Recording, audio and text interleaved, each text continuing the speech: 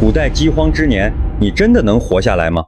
当饥饿席卷大地，吃什么、怎么活成为唯一的问题。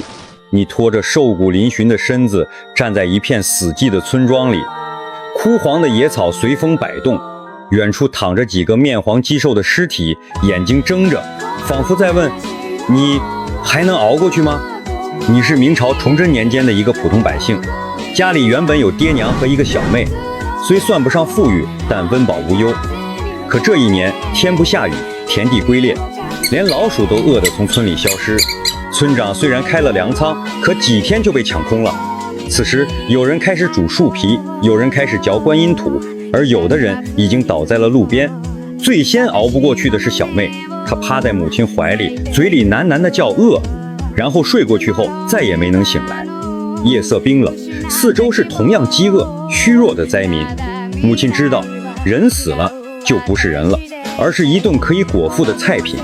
次日凌晨，母亲悄悄起身，把小妹裹进一块破布里，背着她往荒野走去。你们悄悄埋下小妹后，决定逃离这人间地狱，向南边逃荒。据说南边有粥棚，有湿粮的富户，也许还有活下去的希望。可逃亡的路比想象中更难走。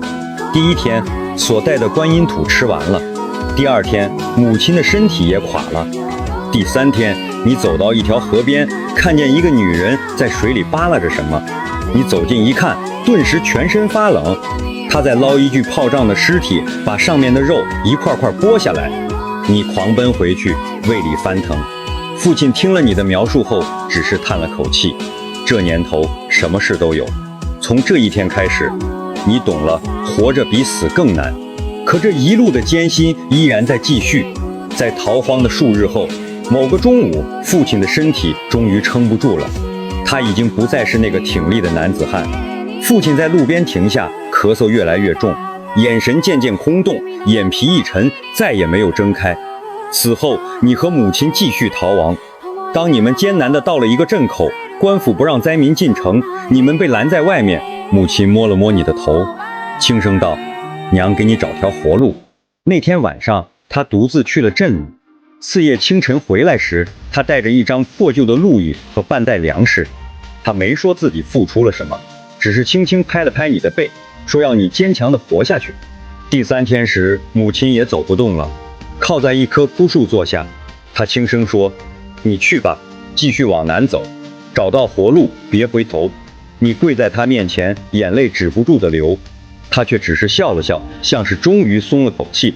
你不知道自己跪了多久，直到耳边响起脚步声，有人低声问：小子，想不想活？你抬起头，看见一个穿破棉袄的男人，手里拎着几根干肉条。老八盯着你，嘴里嚼着不知是什么肉，和你说道：小子，这年头想活命的话，就得做点脏事。可饿到面容凹陷的你别无选择，只得跟他同流合污。在一次一次残忍的行动后，你发现所获得的和付出的不成正比。此时你想逃跑，夜里你偷偷摸到粮袋边，抓了一把米，正要逃走时，却听到老八在身后低笑。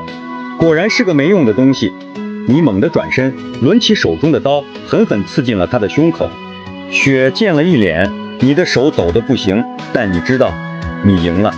你没有停下，拿着抢来的粮食一路狂奔，终于逃出了山林。你不再是那个软弱的孩子，而是一个见过人性最黑暗一面的生存者。几年后，饥荒过去，你成了一家米行的掌柜。每天清晨，你都会站在米仓门口，看着那些排队领取粮食的灾民。一个瘦骨嶙峋的少年跪在你面前：大爷，求您行行好，给口饭吃。你盯着他的眼睛，似曾相识的眼神，像极了当年的你。你长长的叹了口气，吩咐伙计给他一碗粥。当粥端上来的时候，少年双手捧着，喝得急，眼泪流进碗里。你转过身，望向远方，仿佛看到那个坐在枯树下的女人正轻轻地朝你笑着。那个饥荒之年，普通人是能够活下来的，但最终的代价也是巨大的。